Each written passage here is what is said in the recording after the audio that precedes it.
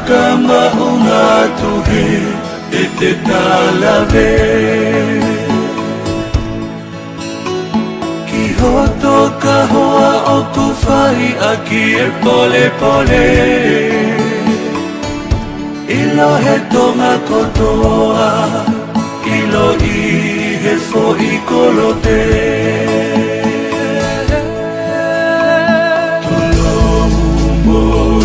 Ngahi kakalafua pe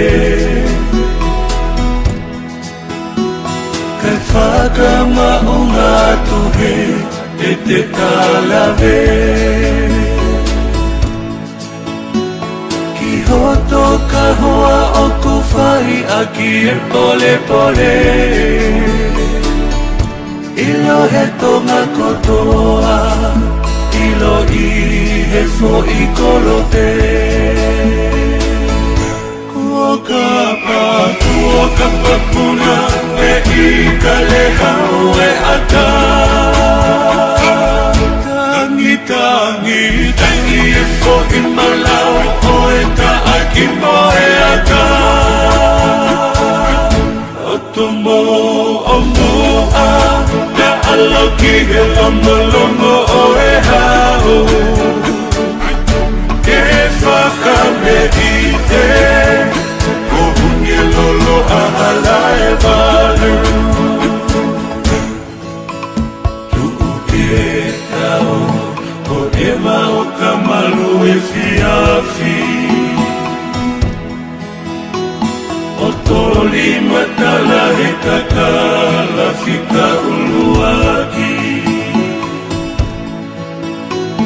Alaha manongi pe atala noa hua aki. Hoto he ilala whaka o toshia te uke talaki. Tu'u te tau o ewa o kamalu e fiafi. O toli matala he takala fika uluaki. Alaha manongi pe atala noa hua aki. Hoto he ilala whaka o tushia me uke tayaki. Kua ka puna e I ka le hau e ata. Tangi tangi tangi e fo I malau o e ta aki mo e ata. O tumo o mua na aloki e lomo lomo o e hau. Ke whakame I te ko hunge lolo ahala e walu. Kua ka puna e I ka le hau e ata. Kukori ke uhuwha mo e ngahi. Tau whatapu ko tō pēku wha o atu pe miheni tau ngata e te au o whai tō mamao. Kia tā mo e whai maari e koe nike o atu ai tau POLOKALAMA koia piloa koe FATUFONUA o. Ai a koe heni pe mo PIVENI PIUKALA ke ma whahoko atu e tau POLOKALAMA koia ki wikeni. Koe lo te koe wikene ua kohili na ke lawa whahoko atu e tau POLOKALAMA pe kuma koe whamore more atu ke tiki mo tō kain. Koe kai ke lawa ai POLOKALAMA koe ma tuunga I ki wholau na koe whahoko mai I Amerikani koe ngā koe I whare mahaki ki tangata iki. Ka koe ahoni ku ma whakaukau ke whahoko atu ai whainga maari ahoni. Ke lawa ke whahoko atu ai tau POLOKALAMA pe ai hoko atu ai pe I he wikakau. Wa ia ko manaki ke whoki ki Nusila I he ahatokonaki koe ni.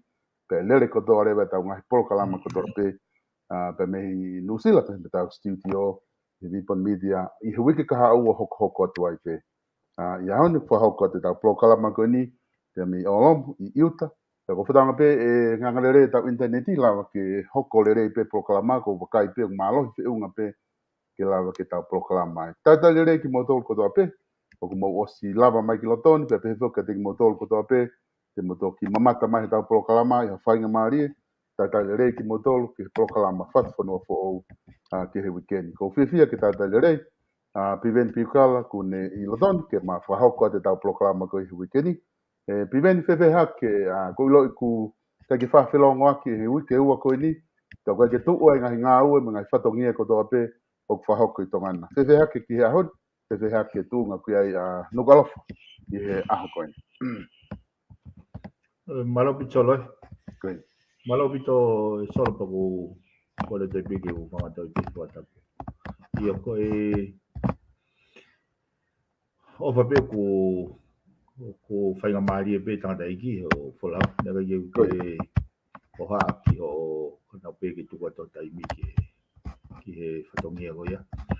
Kau mau ngā ue pe mi tongani ngai mea popi kare mo inga pe ki whamapop. Ko nonu ki mua ke while kakai ki whamapop e while kakai. Ko nea mai ke ahoni ko whie maari e pe solo e tunga we whanua. O ku lolongo e whanua e te mi. Au ki tōla he te koministal ko ki whanau atu i mua. O pai ki toi fu asimaha mea me pore anga.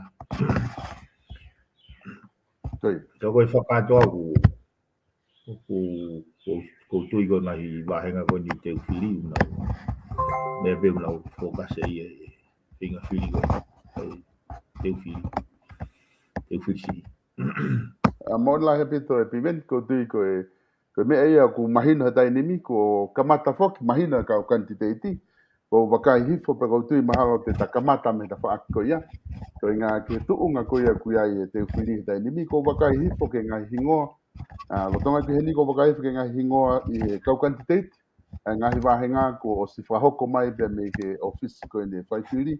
Aia ko tongata pwha, ko toko nima, ko maten tapo eluelu, liam takau, i se pulu, tō tai ulupana pa mo etika koka. Ko tongata puono, toko nima mo ia, ko tahi fis veikite, sentana no fifita, fane fitu afe, se peti wakameilalo, pia mo tiusi tei. Ai ko tongata fitu rewa ko toko tolu pe, ko fletlik i whaatsia, pia mo koe, pe pe foki ki a Kristina Saulala. Ko wakai fuke kau kantiteiti ko mau ngā hingoa, ka koe wheu i ko whewhetu unga o kuiai e te teo atu koe ni ki he whirisi i tongana. Iyo. Koe loto fuke kai o mea kupuri. Koe. Ka koe anga koe kuongo koe aku e solo e foi mga whaa koe niu. Wao mai kia te whirisi o kehe. Ai tōnga mahino mo tōnga mama wi he kakai e whakahoa ki he whiri koe hua noa wataha. Ko tonga tapwhitu ia he anga e ku. Koe kauwha ke ai mea koe ni e solo ke ki lawe toi piki ai. Ai whinga koe ni ai pātoa ke wha popo ni ai kau kanti teiti. Ke rebuild. Ai ke rebuild ai foi tōnga whare kono visone ke o mai e pure lere i ke pure ia ke ai tuahau mai whanua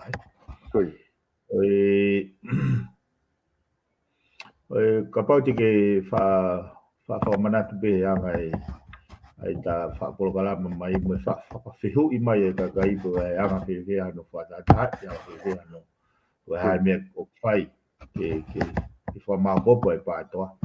Ana ufa o te tari goni ke tuame pe ke tau teka. Ke tau teka. Kai lava ke hoko mai ai e ne whotuutu, hoko mai ai ne pure. Ka ne hanga o mai e hala whanonga koi.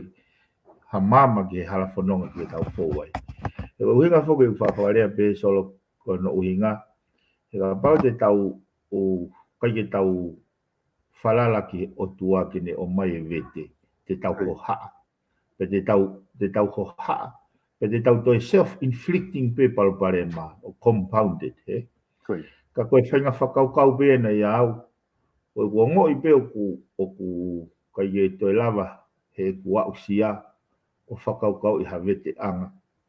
Koe ai koe pako uhinga e whapehe, tuame ki tau teka. Koe uhinga, koe te whie maari e pe koe ke te tari mea koe hoko e aho ni, ka tau teka hewe teka o taimi ke kahau. He kai ke tupunga ia kita haloto ita, haloto tāmia, haloto tau whihia. Ya ko nea o mai ko ki foi mga fa ko ni e solo o na ia pe ngahi intervention mo ngahi kako kakiau ko tofa hala he nau kau ai mea ko ni solo no trika e ku whakakau kau Koi. o kai ki te aha mau option we have no choice ke mau to e takafusi honoloto i he taimi nau whanonga ke he press conference nā kai ke o whanongo he taimi nei live mai ai press conference ai pare mia mene kabineti anau toki replay a few days later toki pop up i he ku newsfeed o whanongo ai ko tunga whatu tāmaki a solo he whanongo ko oso whanongo ai o ko ngoi ai fu wano ku hu ki ai fonua ka ha pe o whamatala i whakaukau he mea koe ni ko makatu ngai ni nei kai ai ke mau te lava te sio te yaha option he ko te ke fu whakatoka ngai he kakai pau pa te tātua a mea mōni ko he average normal citizens o nau hanga noa pe mo noa pe whai nau whatongia mo amanaki o ku malui he pure anga o malui he kautake whanua a e nau koloa mo nau tawa taina te mo nau mo ui mo nau tukhau koe asi mai koe asi mai koe he press conference he kau aki te mo ngai contract ki koni he kau aki mo ngai contract ki koni ai kau tanu hala koni award he pure anga koni po hiwa he wanoa asi mai me he press conference ko ya ko default ko ngau e pangeke puke ngai mea malui ya mono process o no o kai ke lava o maintain Koi. Pea na aku amanaki o ku ha solution pe ko hatari ai pare mia fe ka aki mo issue o ya na ko vale au pito ko ene tari i he mahino o ka au he anga whakatala noa ko ya o ku ngā ue pure anga ke nau tae no ke kumi ha whaunga ke tae no ya solo ko foi ata ia na ko ngo ia ko foi ata whakatu tāmaki ia he ko hono mo ni solo ka ki whakatala no he mea ko ni he ko mea ia o ku ne langai o mafasia ho loto he foi mga whago ini ko no ko uhinga i whata no he koe ke mawa he wahe pare mia ko ni mo pare mia ko osi ko nau tau na nau i he kabineti ko yana na nau approve ai no ko ni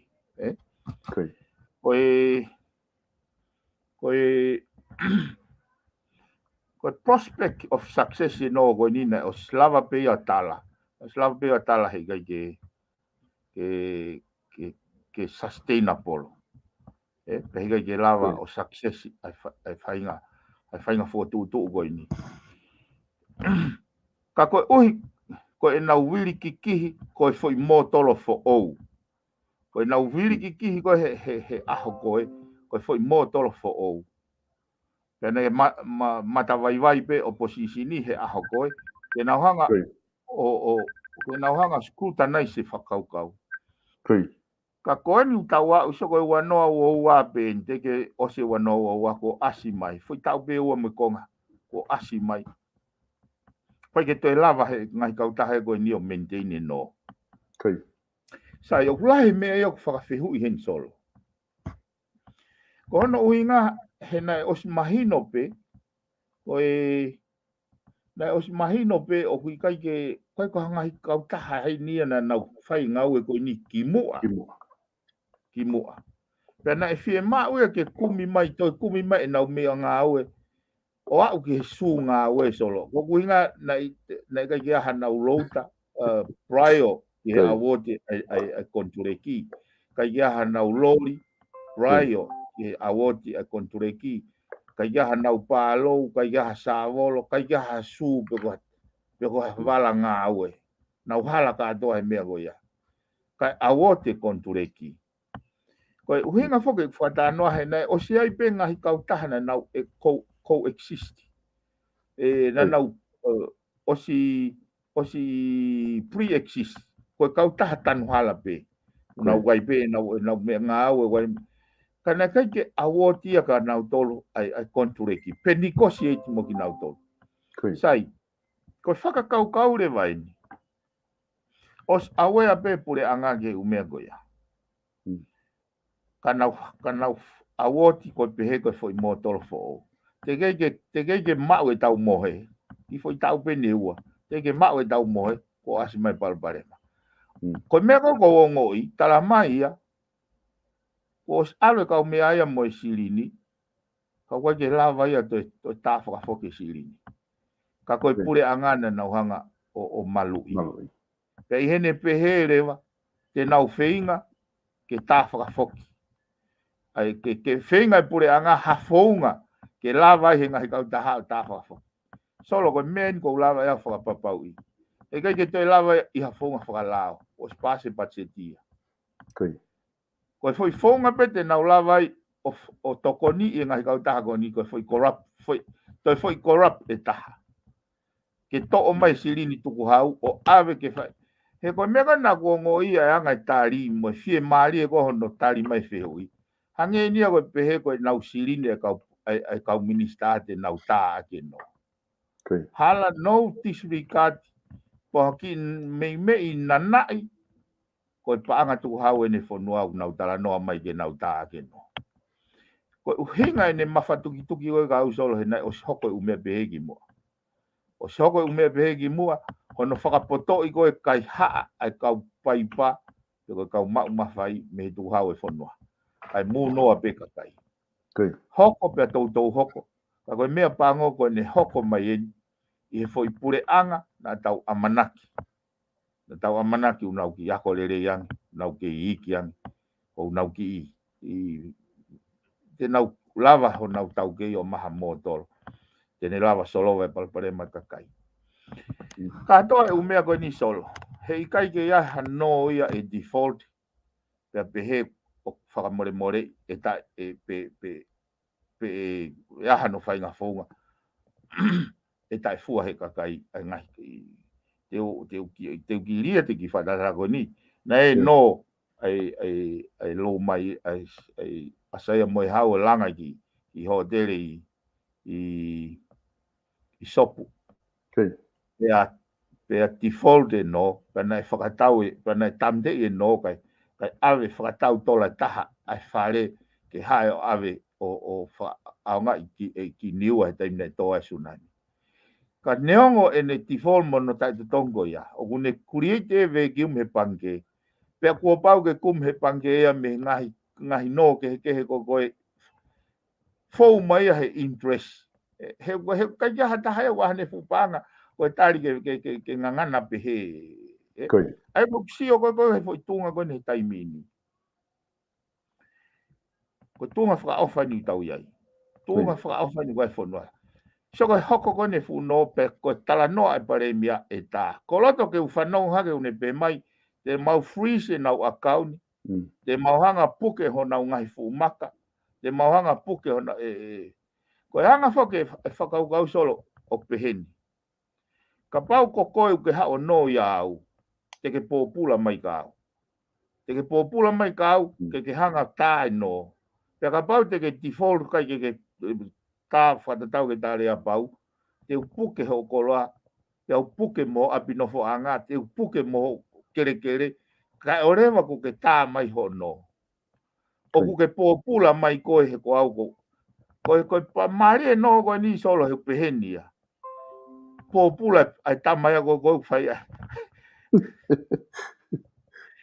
Koe no ai kautaha koe ni he pure anga.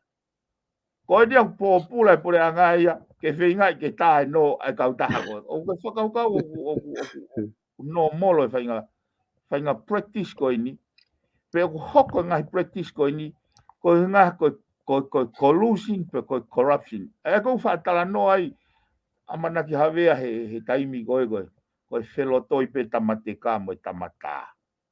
E ko tama ko lenta, na whelotoi pe, mo tama ko hao no, Ko kapau solo kapau na ko hanau silini pe whakafofa pe he koe nau fo ui pe he nau whai tutun pe nau tolu he nau silini ko mea gongo lolo tonga ai suffocate kakai mo fonua he hiki nga he mea ko toa pe o mai mo no ko ni ke nau ta he kuraki whanongo pe kai solo ko mea nai mahino ko ka tiau hei kai to ia mau fili o pau ke tukho mau kehe mo kau whafonga pātoa he ngahi i wahenga koe. Ka mau whei lau i whainga sio kita ko ia mau tolu. Kai o hake whafonga ka kai o maalunga nge mau whakafoi tuitu. Koe mea ena e malawa ai kai ke to ia mau fili ka koe mau whainga ke mau ngau e whakata ka mo o ngā whafonga koe ni tonga tapu. Whamo tonga tapu ono. O hono moni solo kuai pe mau ngahi mata vai. Ko koe wheiku ui o kulanga i hafonua i mata vai o hata. O ko manako mau pe ke uto o mai a positive element, positive energy o ha whahinga whakaukau pe kai lava ke tau tis out ha positive energy. He koe tau kamata pe ke tau focus he negative. Tau nofa tau tolo he tau moho pa kai pe ke tau te lau tau tolo o whakalaka mea. Aia ko hange ko ho whakaeke mai ke he whiri. O mahino ke te au ai hiki ai uhila, hiki a ngahi koloa, hiki mea ko toa pe he whonuan. O kumaka tuunga ia i he kai ke lava he pure anga. O whakotu ai whaunga pe o mai e pure lelei.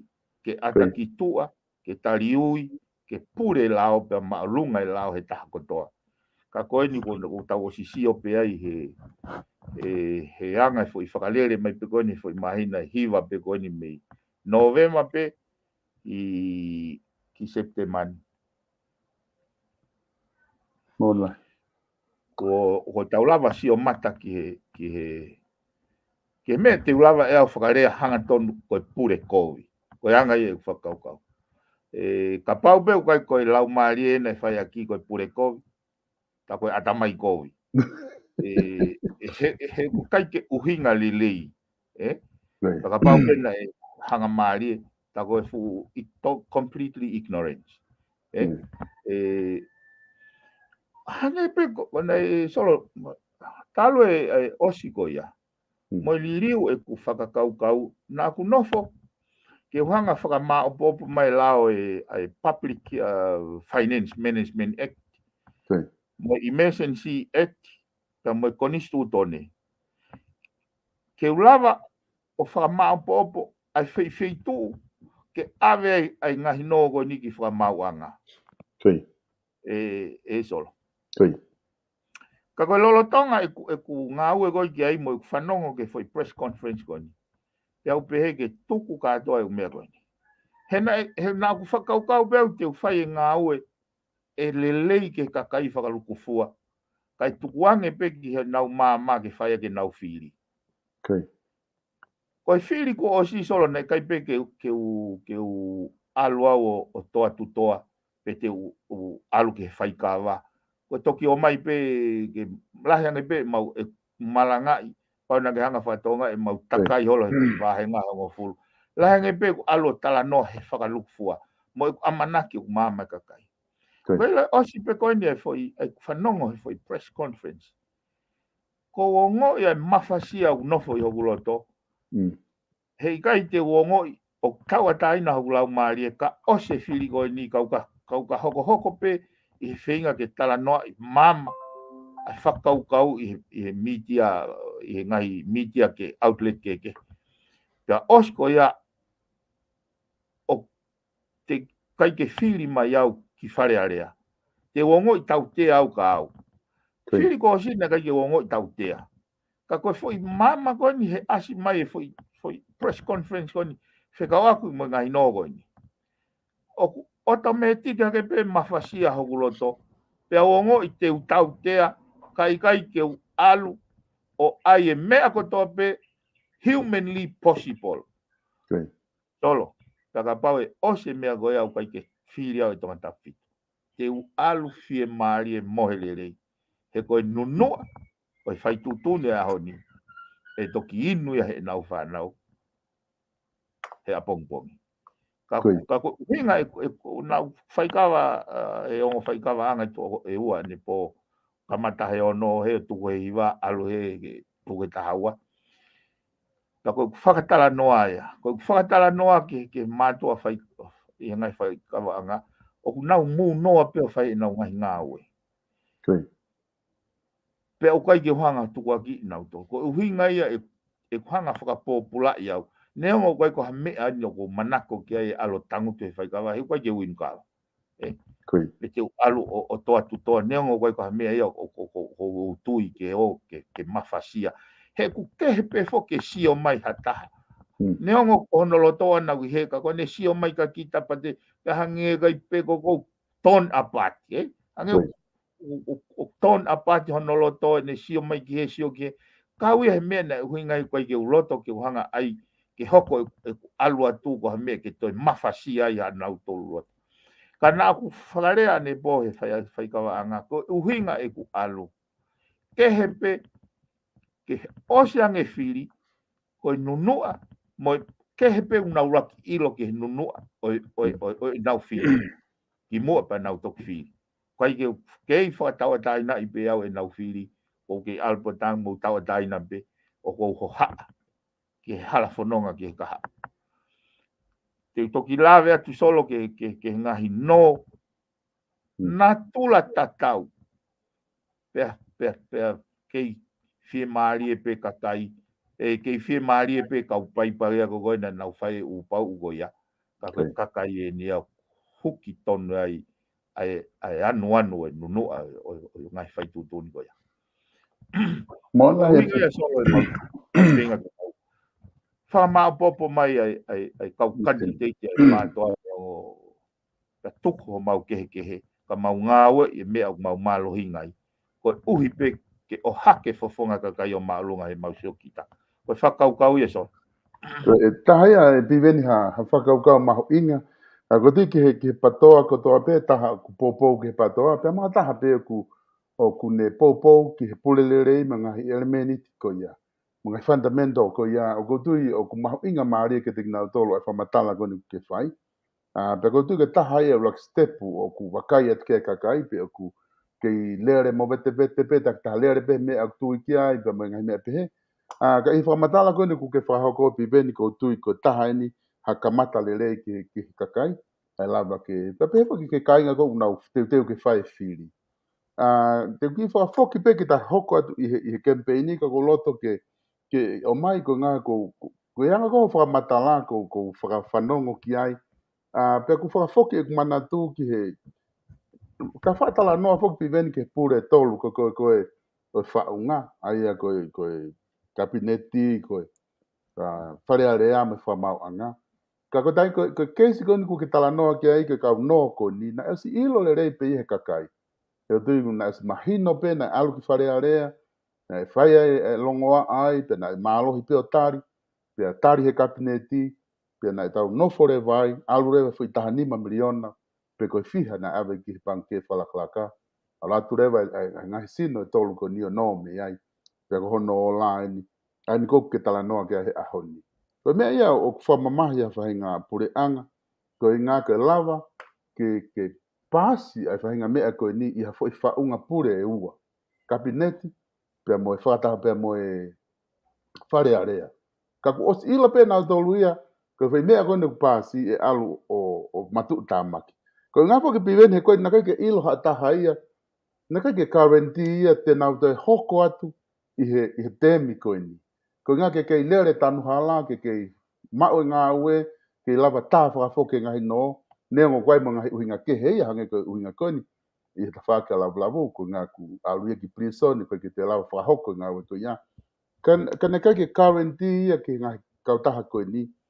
E toi pare mia ko i he preanga ko ia. I he lere ko ni ko ngā ke lava o whai tanu hala ko ia. Nai makatu unga e whi mea ko ni. Ka konga kai ke fu utafu alu e whahai ko ia. Ka konga ni au whai kai wakai ko hotala no ko hiki uhila. Hiki koloa. Ka paurewa ku mea e pare mia o tonga i he alotonga ni. E whenga preanga ke tā. E kau na yeni he wesia ai fu hiri whaki mai lau miliona ko ia. E kau ia he wesia piveni o hono hiki koe koloa manga he mea pehe. E wesia ai kakai koe whanua pe ikai. E solo, tuka hanga whakafoki ke te whito, ke elito.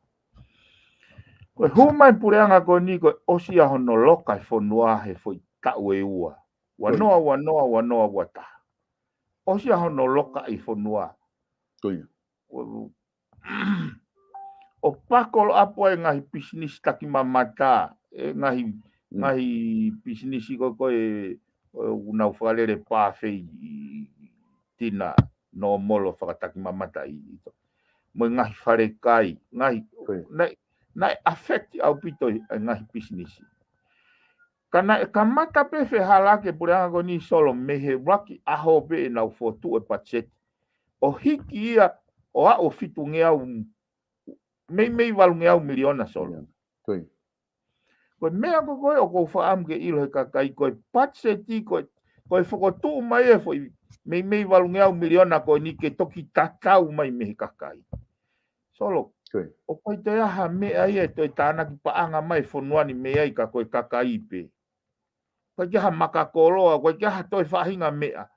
Koe hiki i whakawareware koe ne pacheti lo tongo e nei. Struggle mai ngahi family mai ngahi business. He fu lockdown i fu oloa koe ne fui tau e ua. Ka nau hiki e nau tole ai pachet ke tānaki mai. Koe uhinga ia solo o whakanatula pe ai makape mea kotoa ki olunga. Koe ngā koe uaki fo i hiki i koe o e pacheti. Koe ne hiki pe koe pacheti ke alo fitungea uono o fulutupu miliona. Pe ko pau ke taolunga i mea kotoa pe o e tānaki pe mo i tute mo ngai mea katoa koe a kene hanga.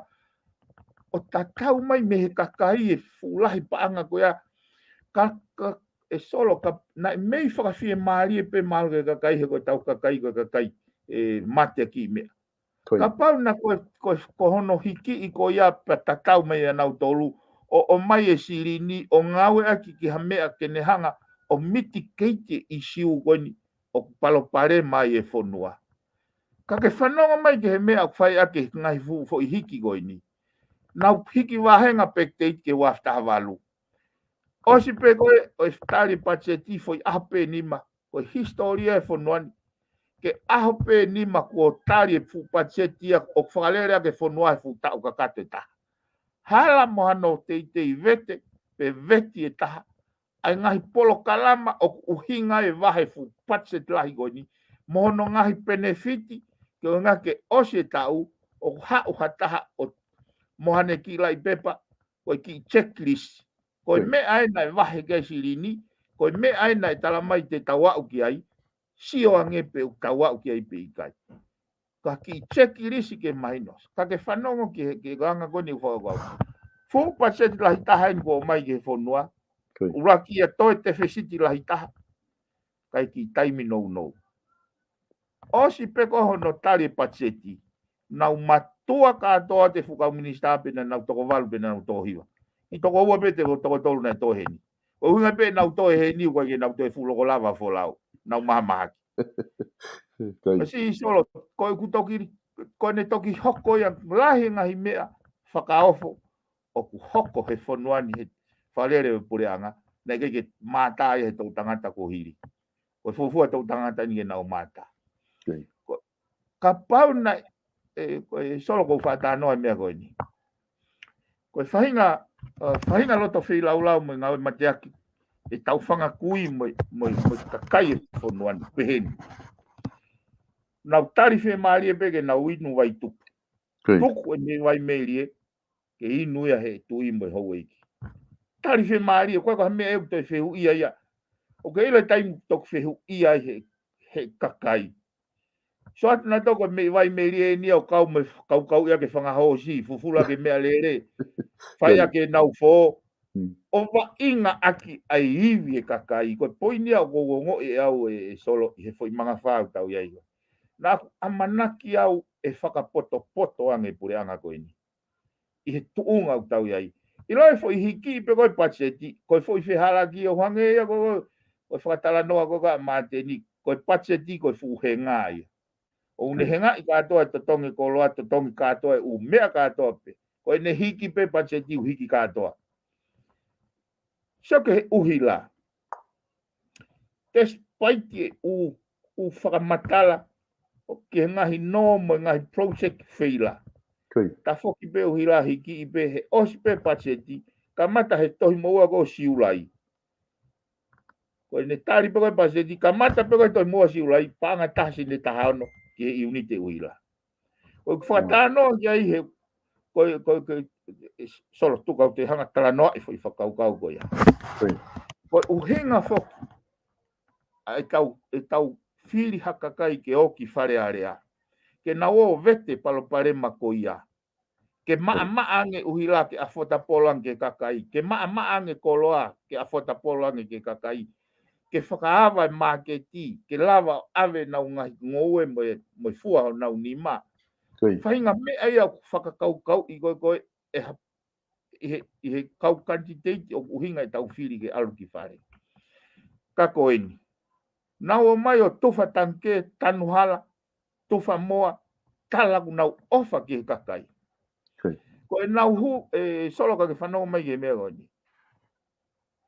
I he aho fili ko koe taha walu o Novema ua noa ua taha.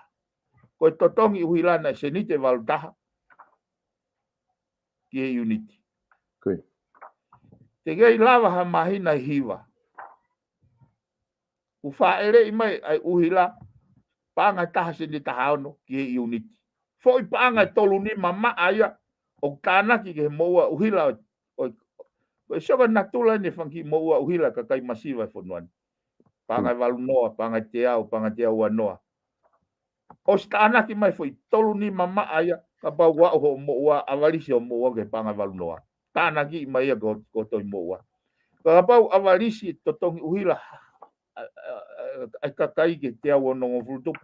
O tanaki mai foi panga fitu noa ma aya ki ai. Ka pau awarisi ke panga tau pe wang au tu o stanaki mai foi teo mani mai kia. Ko uhinga i whakatala noa solo. Ko fe ofa na e o mai e kau quantitative ko ia tala ke kakai ko me i moa ko atu ko ofa ka koe. Kana ona tolo turika uhila o tanaki mai na tolo o ate kilo moa ka na to e puha moa he mahina ke mahina. O ke pe Wa whainga society e alu ke mauluta. Ko hinga i whatala noa kai solo o mawhasia hokulo tohi. He kusio ke ngau ea ke mū noa i kakai. Lahi whoki wha pe heo kai ke vare kakai. Koe mahino koe ka au he ni tuu koe he ahau ni. O ku hanga noa pe kakai ho whai e nau ngāwe. Kai ke na hanga i loi. Koe whakotu o whai he pure anga. E inu ia he nau whanau. Ulahe mea e solo ko ongo i o whehala ki he. O ko nofo hange ko whakaukau ko no tuku ko laki niu ki tua. I he whakaukau ko ia, koe hanai haka hau. Koe hanai haka hau. Ki haa tau tolu whanau tau hela heo noa ko. Ke nao mao ngā aue, pe tau amanaki, ko e nau hiki he tuunga ngā aue. E maka tuunga he nau ngau e mālohima e nau mateaki. Tako e o kai ke pehe ia solo. Ko tala noa foki he mafas he o gulahe mea he u hopo ko na fai e ku sio ai ki he asi mai ai palo pare mai foi sistemi solo. E mea kon ko tala noa ki ai exist ko e pe no lo kana kai ke whakanatula. Ko ui ko i kai ke whakanatula, ko mea ta e whakanatula pe e mahua mai me ai. Ka koe ko ha mea lele e mea e ko kai ke whakanatula solo. Okay. Kai ke, o ki carried away e whakaukau solo, ka koe mawhasi ai o tuku i hoku loto mo kulau maari e he osi e whanongo, ki he foi e tiuti ai pare mia, ki he ngahi no ko ni na o si ilo pau pe o kai ke sustainable. Okay. Kai ke whai pe. I he amanaki o ku wale ka kai ke nau hanga whatokanga i mea koe. Koe mea ia solo ko teki ai e ku taimi o si whakapapau i pe neongo lahi ngahi mea ka mai ka kai ke kore whare i ke nau ngahi kere hopo kere mo ngai mea pe. Ka ko hanga tukuange hu fui taimi koe ni ke hanga whakapopula i au. Ke u alu o tangutu he whai kawa neongo koe ko hamea ko manako ke ai ke u alu o lue holo toa tutoa he ngahi kolo o tonga tafitu. Koe ku mahu i ngai ia na atoe. Pea koe ku hinga inso, koe ku hinga I'm desperate to get there. Koe ku hinga apia ka pau pete nau tok whai e nau whiri. Ke he nau iloi, ai nunua. Ai koe ku whamatala ki ai. Kanau tok whai nau whiri. E hene pehe te ulava rewa mohe le rei, te utoki lava rewa takai ato tāpulu ato mou feitu umbo ewa. O i kai ke toi o ngoi, o kou tau tea pe te upōpula. Mon lahi apito, e piven koe whakaukau fuki e mahino apito tai nimi kuke hanga o whamatala i mai. Ai e foki o ku tauanga mahino fita toke tala noa ke patseti. Ka ko hinga, ka kuke hanga o tuhui hanga tonu mai, koe taha kone alu koe patseti o fu maalunga apito. Mahino rewa ko pau ke hiki mga hi mea ke hekehe ia o fonua koe ngā ka lava whakalato ngai fia mau koe patseti. Neongo koe ngahi konga patseti o ku ngahi tokoni me muri. Ka kua pau pe ke whai mea koe ia o hange koe na ki tala noa koe kamata anga ia a u mea koe nuk tau whihang hangai mo ia. Paka pau fu maalunga koe patseti maalunga taha eni ko lava pasi he whare area i hapure anga. Pata toi whakawhewhe ai e piveni ai fu no koe ni koe ke lava tā koe ni mea kia e pare mia. Te tāna kia tu mo e taha 5 miliona pe taha 7 miliona po ka high interest o fe mai panke e hiri mai o lunga he lau miliona ko ia o te o atu ia ke pure anga hiri ia i o lunga i he tambanina e kawe mea e koe he patseti tau siu atu ko ngai hiki ko ia ko alu pe ke lahi au pito aia te hangai foka mea koe ku ke whatala noa ki ai o ku maka tu ungai ho pehe koe ki kakai o ku fie mau ke nau whiri whakapoto ai kakai te naulawa o ku naulawa si o whakalere o ilo ngahi palaparema koe ni pa te naulawa alu ki wharearea o fixe ngahi palaparema koe ni. Ngā mo ate ki whakaukau koe ni na whanong he campaigni i tongata wha na e me ai pina i le ai e minister paanga malolo pe koe mea poini e tolu na ni hanga o mai ki kakai he tai vena e le ai whafofa pito pe u rea na ni whahoko e nai poini e tolu na ne pehe koe whiri koe ni na e whai koe i November. Koe whiri ia ai toko lahi. Koe whiri whakatemo kāla ti ia. Aia na e totonu ke whakaapai he taha kotoa. Ai ko sa tau koe palapare mai ia ai ko ne tua ki i he whakaukau ko ia ke te mahi no. Ko ne whiri pe toko lahi pa tau whai aki ia. O te whai ha whakailo mo ngai mea pehe. Ko guanga ia ko whakatonu lea ki ai. Aia koe whiri toko lahi o vese se ia e pure koe alao. Koe whiri meha no wana ne whakatu mai koe whiri ai kau kanditeiti na e whiri he kakai ko ia. Koe whiri rei whakananau ngau ina toke rei whakaluku fua e whanua. O whihangahangai re vai me kau kanditeiti tau taha koe ni. O kunau nanau whai whakailo. Koe poini holo tō luna ne pehe. Ke whiri he wahenga ha taha. E alu ki whare area o i kai ne vai tu ua ai whanua. Pe tene alo vahe i ai whanua. I te whatu mo veu ke whanua. Ke ngai whakaukau ia tolu o tuku mai me ta whaaki koe. Ka ku opposite ia he wakai. Pea ku whihangahanga ia.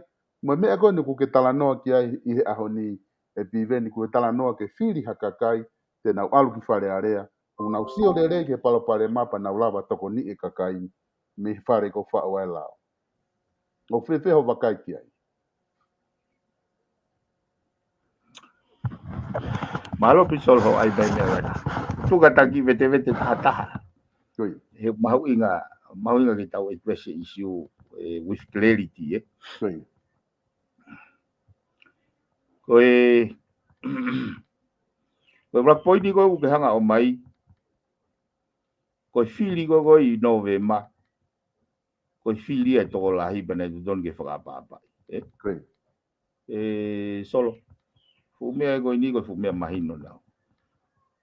Koe whakaapa I lao. Koe fili e tolonga.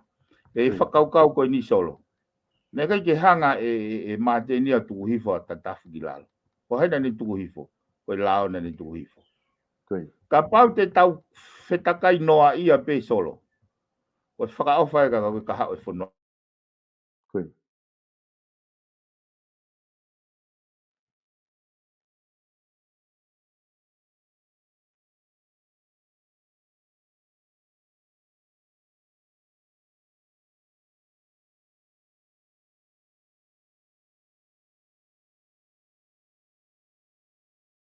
Aua koe ni.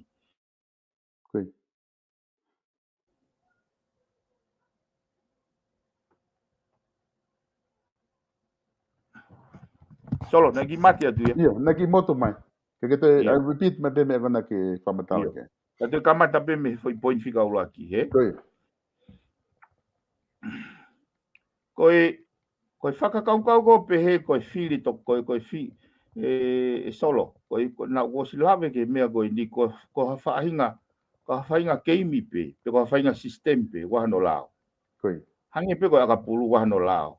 Wahano paunturi. Ka koe mea koe auti. Line auti, Koe he tāpuru mea koe out of pound. He ikai ke taulawa te tolo whakalere ha whiri whalearea. O kui ai ho no lao, kai kei mau pe lao patala koe whiria e toko lahi e solo. Ukai koe. Ai koe whainga whakaukau, koe whainga whakaukau. Solo nau ki, tuku pe he kono mō niu kai ke uloto ke engage he tau moho e anga e whakatala noa solo.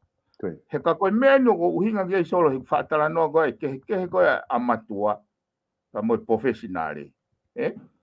Koe amatua ia nau fihia nau tolu ia koe tau sia foke he amatua ka situa mai kei tuki ipe ka puno mai kei tuki ipe koe professional eu tuk poini koe kuhinga e whakatala noa he kai te totonu ke asi mai me kalasi koe ni ke nau whakakaukau te nau mau ipe lao e campaigni he koe foi sistemia. Ke nau maua e toko lahi, pau totonu ke uhi koe toko lahi, tonu ke ua toi whakailo e pe o te. Ai koe kau e whakaukau e oku out of pound ia. Koe ua nane pehe tokua koe pureanga koe nai whiri he kakai koe pureanga langa whanua ke le rei whalufua. Whalufua, koe. Ka koe ke le rei whalupitui. Solo ka oa tau whakaukau. O ke ilo pureanga kou na uo ke le rei whalufua e kakai.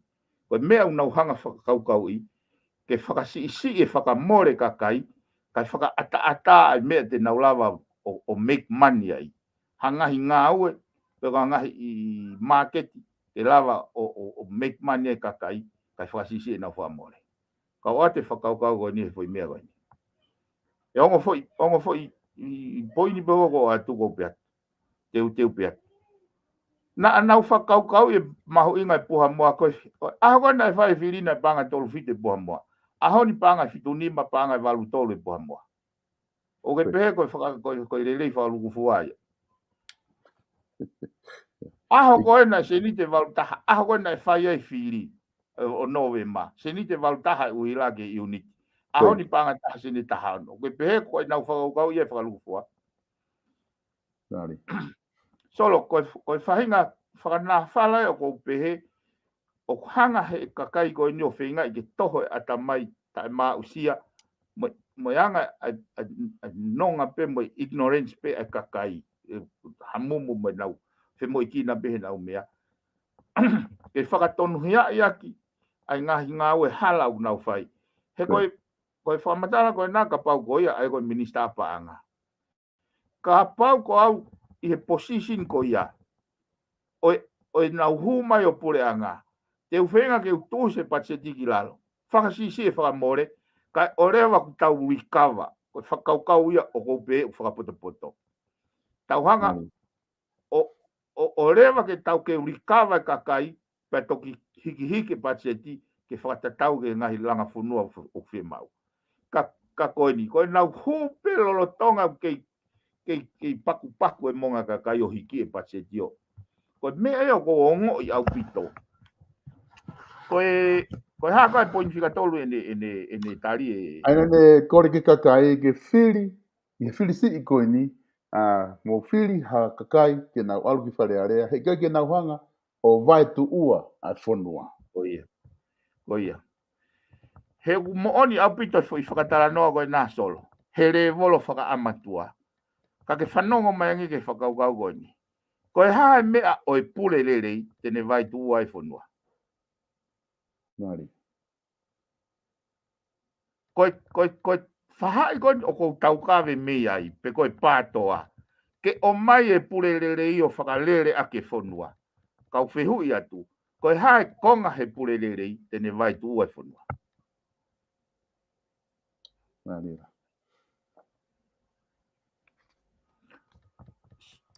Solo kau hoko atu ke whakaukau koe ni. He ku lawe ka te au ai whatara noa koe ni. He na ea ki whawhehu i pea whekau aki pea moe anti-corruption. Eke mai koe ngā na nau pehe talu hono whaue ai whoi lao koe anti-corruption. Te kei peke. Pe a ue ke herea pare mia hene whakawa. Koe mea te nau ngau ke a peke a honi. O te peke ke whotu. O tari nau anga ai solo pa nau wha POLOKALAMA peka koe mo koe i he isiu koe ni ki mua. Nau raki tala noa e whi tala noa koe nau wha. Hanga koe he kau computer scientist o whaue mi sini. Ke ne lava read ai mind waves. Ai funky waves koe koe hau me whakaukau e tanganta. O read o ne titeki. Ai elemeniti koe o whakaukau kai haa. Pena nau raki tesia koe ela e maua e toko ni manoa. Raki aho pena tukai fu misini he molo. Ne puke kau polisi e toko ni manoa. Koe na nau intent ke nau kai haa. Ai koe tau mua ke malu i kai haa au te ke hoko. Sai. Nau peheke nau ki awe angeo tesi he fu molo i sene. Raki aho pe koe na tua he fu molo. O puke toko te au. O nau fia koe a nau peheke ki o mai ange ki tongani. Raki ape na tuta e fu misini wa fu more fu misini a solo. Kai. Pe koe kei kata koe kau tamako pe. Koe molare koe foi tanoa ko hanga o atu. Koe uhinga misini ke ne hanga titeke kau kai haa ko itua. Koe konsepi koe ne haa koe ki tonga more. He koe kau kai haa au nofo he mawhai. Kai. Koe nau tala noa koe ki anti-corruption. Nai os whakotu mai he pēnolo. Nai os whakotu mai he pēnolo. Ai tama koe ko kaho a whiaki.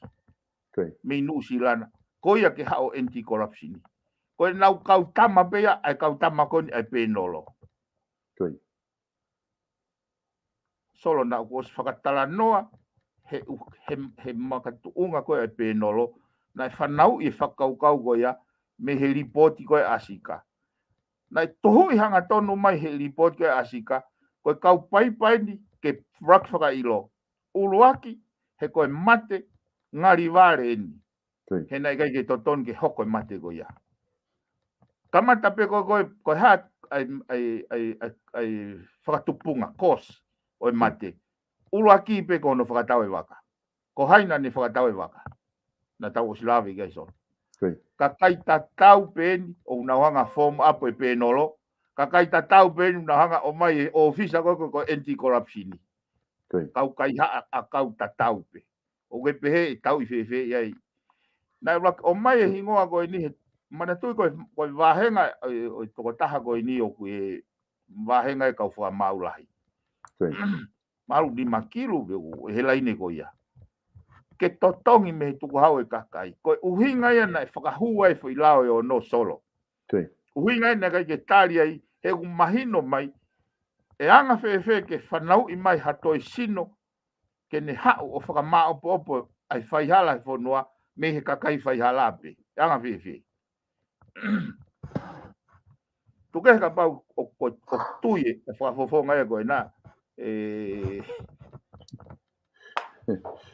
Iawe. Koi, te anga pe foki e te whatala no he tā o mai ke foi e ria ko ia. Ko ngā whaka koe, ku me te whita foki e te tala noa i he teua tu koe ni ke whirisi i.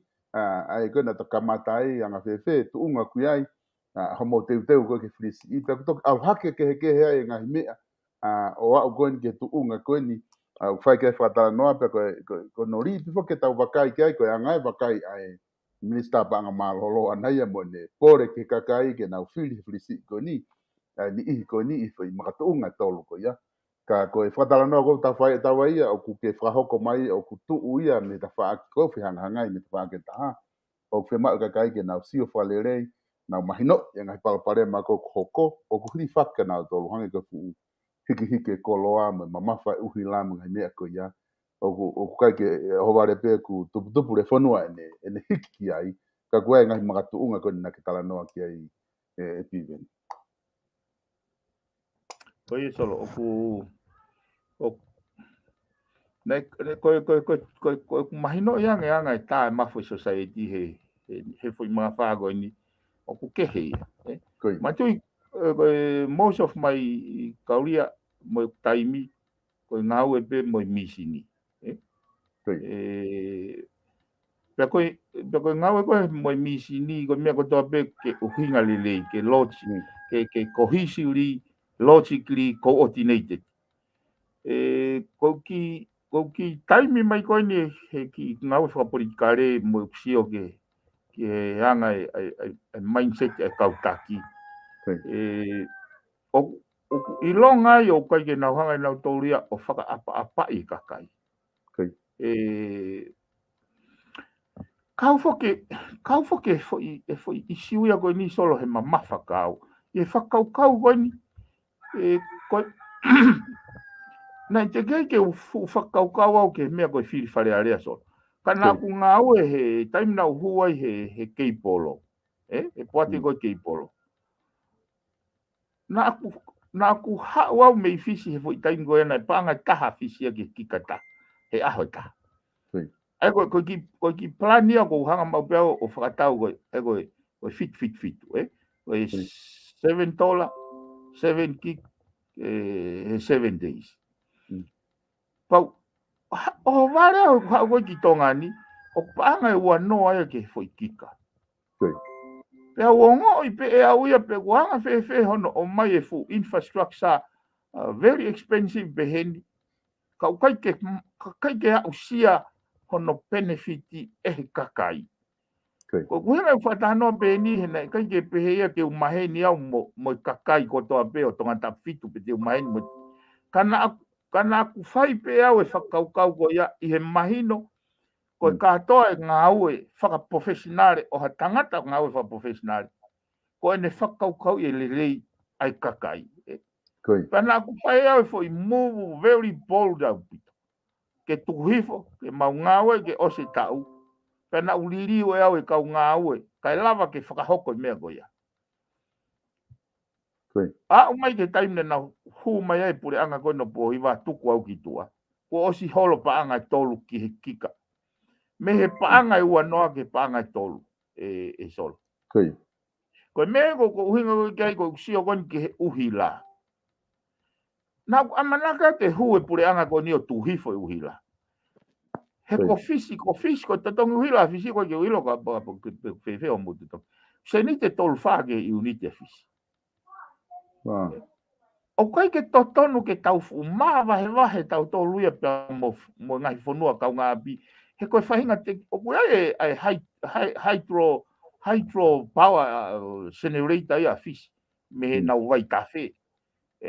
Ka koe uhinga koe innovative ia hono whakau ai ngahi resources whakanatula ke ne tokoni ke ne whakasisi hono ngaua ke lolo.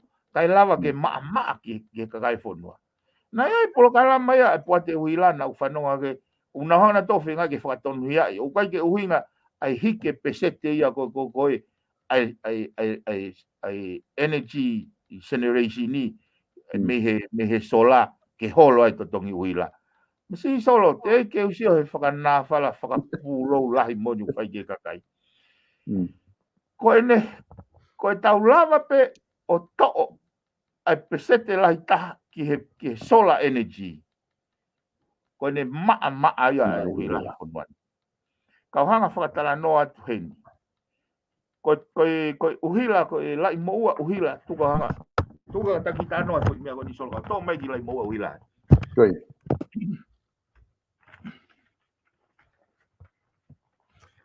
Uhinga kapau na mo oni na utala no na ko le rei whakalukufua mo ofa he kakai na ton ke reflect mai he fua na o whako patongia Ola, koi.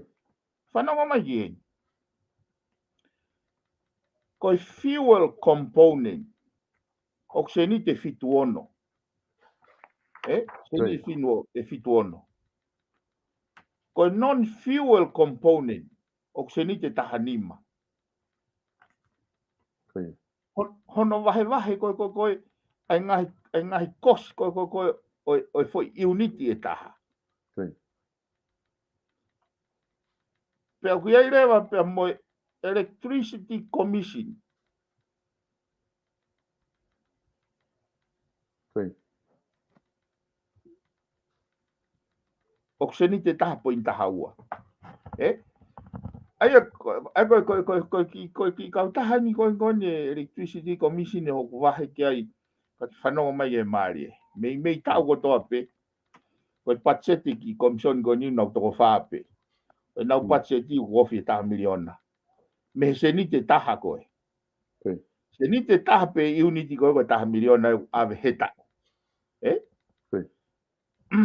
ai ko hinga i whatanoa se ni te fituono fuel component o ke ila ngai contract ko he sola o se ni te wawalu se ni te wafa se ni te tolunoa ai fuel ai solar energy pe unit Koi. so ke se ni te tolunoa ke se ni te fituono Bueno. ka pau e generate he sola ai uhila o a o pesete ni manoa ko foi unit tahate ne save ia se ni te faono so ko foi save se ni te faono ka pau e improve a capacity o solar energy ka o mai na autoria tala mai ke kakai ne ongo hiki pesete ia ko solar energy ko uhinga pe ia o une to ai mafasia he loloka o ke tatau pe mauia whakaware au pito solo kono pa usi ene ignorance kakai ko uhinga i whatala noa ki ai ka pau ko lau mari na uhinga e na o mai o whekumi ke nau mau e whalala kakai ke nau whalala ko nga koe kakai na e holo i mea koe solo Mahina pito. Mahina o pito e PIVENI pe ko tui mahalo ku ke o si percent whakalere mai ai ngā whakaukau me ta whaaki koe o ku kai ke tui ai POLOKALAMA FATUFONUA ki ta whaaki koe ia. Ka ngā ka taimi e PIVENI ko ilo i pe ku ngā ka taimi te tato ki sai pe ko ngā koe wika hau me hoko atu te tau me lele pe ai ngā POLOKALAMA ai. Iho alu koni na ke tala noa foki na ke o si lava atu ke whaika vai ua pe fia. Ka matatala noa ke kakai e tangata fitu, na mo whahauka POLOKALAMA toa tu toa ke kakai. Na ea hangai mea ai na ke whakahovare ke te koe, o koe ke fu iho alo a ahi koe ke kakai, i hange koe ke nau fu mahino e kakai e tu kunga ulere pure anga, pe koe ke fu tokanga e kakai ke koe o spe filia pa nau tak tokanga na toke nau ngau, pe koe hangai mea ai pe veho wakai ki a ahi koe na ke whai koe ia. Ki kamata koho ngai POLOKALAMA a ahi koe he campaign. Iyo solo na mau kamata ya ne afi pea e mau lui hadi he ospene ta POLOKALAMA Pede mau te whakpeki pea he a bongbong. Pau hoko atu pe mo e lue ki tō mororo he ui kahau. Whoki mai ki hate hio he ui ke hoko, alu ki to whoa he ui ke hoko. Mo ngai whai kawa. I am leaving no stone unturned. E uhinga pea solo o mafa tuki kawa whiri goini. E koe ne hala pe ai peni ai kau voters. E whiri goi e foi mga whaa goini. E tau whaa e whanua he pouri lolo. He hala whanonga ke kahau. Koe anga ia e ku predictions. Koe anga ia e ku sio e solo. Matu e tawhitakai mahe uhopo. Na o sia ipe e ku ongo ke ngai hopo mai. Koe sio koe ki heni. Oku koe ki tatakai koe ne whai ane a whima ki whai kawa. Na asi mai solo oku whanongo polokalama e kakai. Una whanongo he ta polokalama, una whanongo ngai polokalama ko whahako i tongani. Oku iai le volo kehe ia me sio koe pena oai mena ko hanga o whatokanga. Mana tui nei osi e whiri ia ka ne ke tuku ai polokalama. Pakai ke tuku ai tatala noa i ngahi isiu oku loloto ki whaunga pure whanua. Koe mea kau mahino koe ka te au oku lahiange māma he nea o mai ki whui mga whākoi. Koe whakakaukau koe ka kono mo ni ko sio koe ke kakai o nau whemo i kina be he nau ngahi ngāwe. Oku mahino he taimi ko whai whatara no he whai kawa. Mahino oku nau awea ki he ngahi fu hiki koni he koloa. Hiki ke koloa, hiki ke uila. Nau lava rewa he taimini o whakawhetau la ki. Ai koe fwoi mea nau hanga noa pe fwoi nau pehebe, nau tolu koe mea pe ia. Kau nau lava he taimini o whakawhetau la ki ia ki he pure koi. Koe whakaukau maari e o hanga o pick up he mau ki tataka. O anga eku whakafuafua. O ku mahino yang he kakai mantui na hanga malanga e sio kita he hu whakafui tui independent. Mo e tae aha ka veinga. Whakafolofola pe ia solo. Ko ne kai pe ke aha vision. Where there is no visions. O ku have kakai. Aia ki au i whakaukau. Hanga he ngahi hopo, hanga mo ngahi whaitutuni koni a pure anga, o toi, mo hanga pehe ki awa taimi si na awa e whare area, o a ko i pe kakai, o wikai aonga ai hu tau tonga taha aia ki ai. E asia he nau tānoa, he taimi ki pe i te aia tonga tapnima, e ua tahataha. I longa, ai alatu pe a maha te gea au ia ke whitu alu ki ai, alatu maha, ai au. Ike leo ma pe wai pe poini ke whae tala noa. Kau alu pe ia o iku pe ia hikini ma pe ia he mea koko. Na kai ke nane malanga i o kai tui ki ai. Ai a koe o tui o kos mamange kakai he nea oangi ke taimini. Kau hange ko urau koe ke utoi tuanga foi maka tae tekai. Mau hoko pe tatakai. Wai pe umea ko sio ai he. Dai ki wheitu e tō mororo nau alo whaikawai. Na ku o vare o pito he nau whakatangitangi anga e nau ngahi whe mau. O mahino ka te au uri e kina ki nau tō. Ai koe ki fwoi wheitu e nia o koe ke ilo pe unau tonga tapono pe unau tonga tawhito. Ai koe taimi koko tu whai a tonga tapu whitu pa tamtala na tō unau tonga tapono. Ka tuwa tonga tapono pa tala na tō unau tonga tawhito. Koe pare ma whaka sistemi fo ia sol. Ono ai ke vahe i tau tolu ke tau sio kita. O hoi koe glau. O koutu yo mahino ange foi whekau na u whenga ke u malanga i he tau koosi. Me ke pātoa u mahino ange he netu koe aoni. O ikai koe whakaata mai pe u nausio tonu. Mawinga pito. Mahalo piveni koutu mahino o pito pe ku whawhiawhia e whanonga atu ke te koe. Te moe kamata koe ai polokalama campaign koe ni ke whilisi i. ai ak whahoko e ahatolu. Te tatoi hoko atu pe i he ngahi polokalama koe wika hau, ma hoko atu. Te tala noa pe he ngahi isiu pe kwa tala noa ma o pe kia e FATUFONUA, pe te he whoki ki he tuunga kui ai a whiri mi hen. Ka ke whamaa popo ma pe ka pau te aha mea ke loto ke whakakato ke ta polokalama ka ta mawai.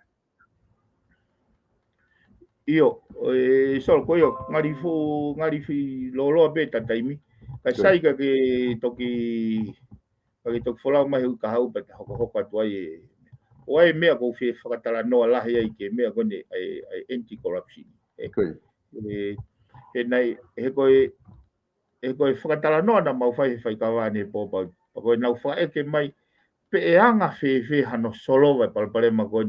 He hau pe pure anga o ai e foi no ospat ko no ni ko no time to hina pe to tong he pure anga e ka exporta ka ke he holo pe ka ngo we ko nu ha e pure anga ai no to hala to tong e na to le no ka ta to hala ka ke he holo pe ka to tong tu hau ka ko ta nge mo ile palo pare ma ko o i fonuan ko te ke tau ave ha minista ki tori te ke lava he lao pe ko sistemio ave ha minista ke tari ui ke ne fai tutuni.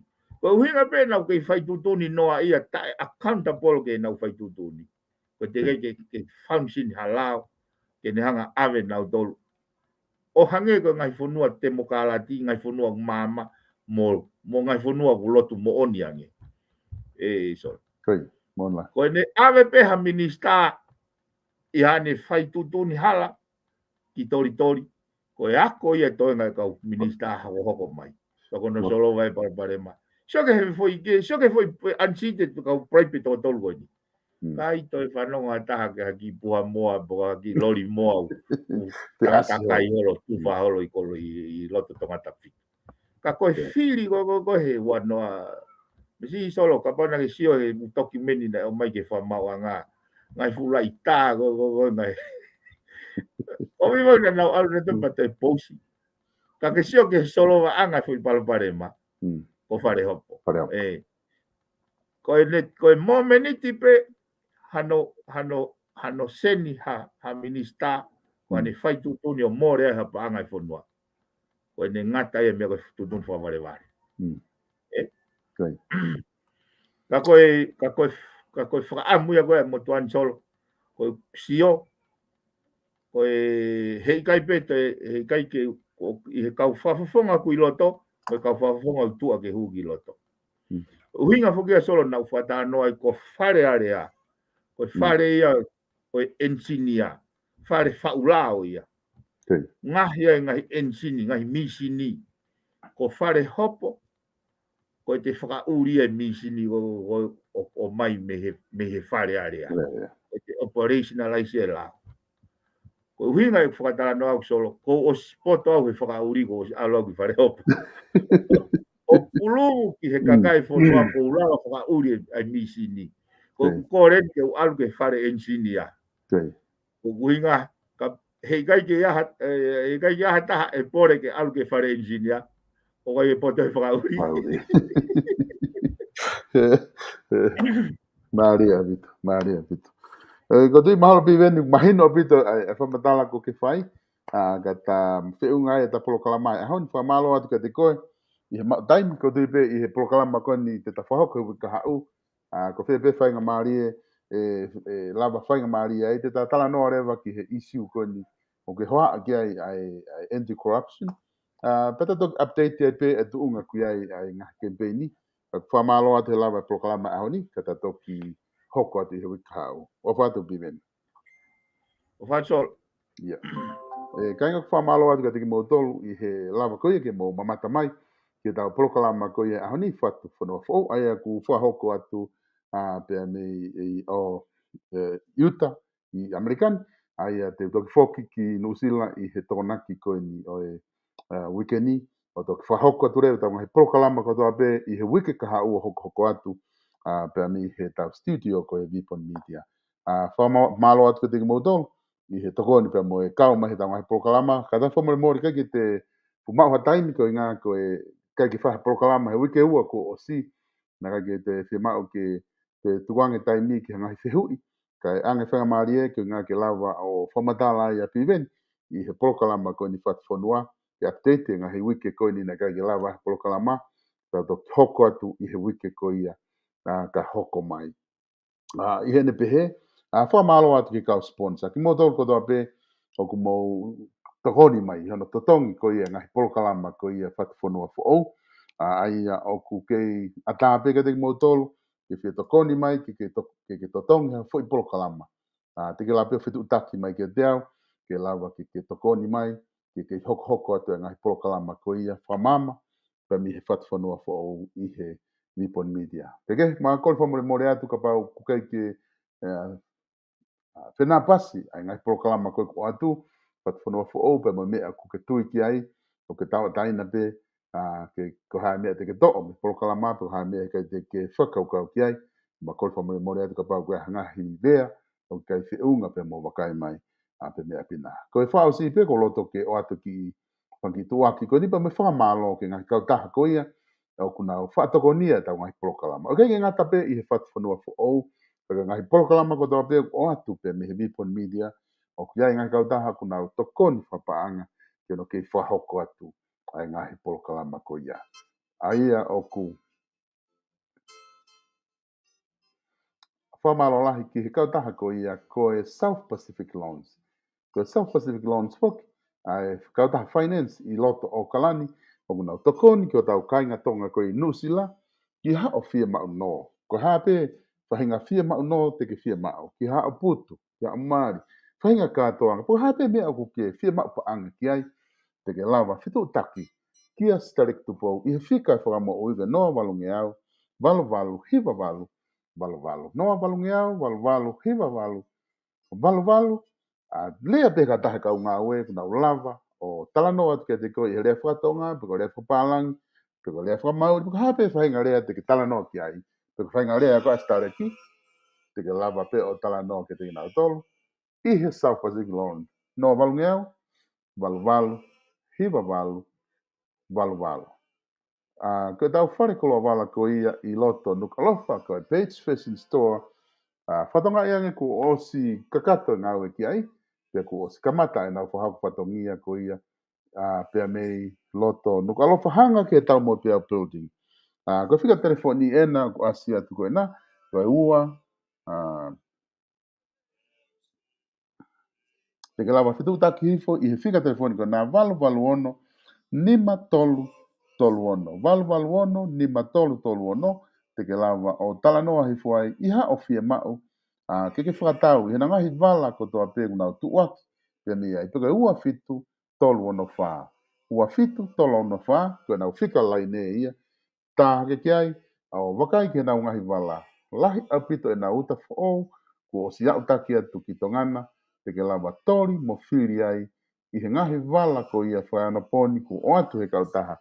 Page Fashion Store, i loto nuku alofa. O kuna ulawa whoka ota ha whainga teunga, ki ho whamiri. Ka pau whia mau ho whamiri, ha ngahi wala, ke ngawe aki ha ngahi kātoanga. Ke mau teunga taha ai, ko e whamiri ana na nau ota teunga ko na, lava le rei pe ke whahoko a ngahi, whaifatongia ko ia, Page Fashion Store. Te whetuta ki peke nau whia telefoni ko na nau o atu, te ke lava talanoa ke te ki nau tolu, ke nau tokoni atu ki te koe iha whaahinga wala pe mei he Page Fashion Store i loto nukalofa, te nau lava whai ho pri ota, ka pau ke whia mau hawala o ke mau ai, te nau lava kotoa, ai ngahi whatongia ko ia o whahoko mā koe. Ko tau whare kai ko ia, ko E-Haven. E-Haven's Kitchen, i loto ota huhu, ko nau ko whare mea kai tahi en pro seafood. Te lawa o wau gai i whika whitaha, F o Pottage Road, i loto o tahuhu, pete ke telefoni i he noa ua taha ua fitu, walu ono hiva ono, ki ha o whahinga whia mau kātoanga, e lava e E-Haven's Kitchen, o whakalato ngai whia mau mea kai ko ia seafood, i ha o whia mau ko ia a o family. Tau te whito ki he tau live stream o maulawa o whaholu a ho ngahi kātoanga, Māori whai aha putu peka hapea whainga kātoanga i Nusila, te maulawa le rei o whahoko ngā ue koe ni ma au, Pea pehe foki ki Brisbane, Australia, e lava whahoko mo ia pe me iai. Ko telefoni e nei nusila, ko e noa hiwa whātaha walu, nima whātolu noa, pega noa wataha, ua noa nima, noa ono, noa fitu, pega lava o fitu taki ai. Kihe,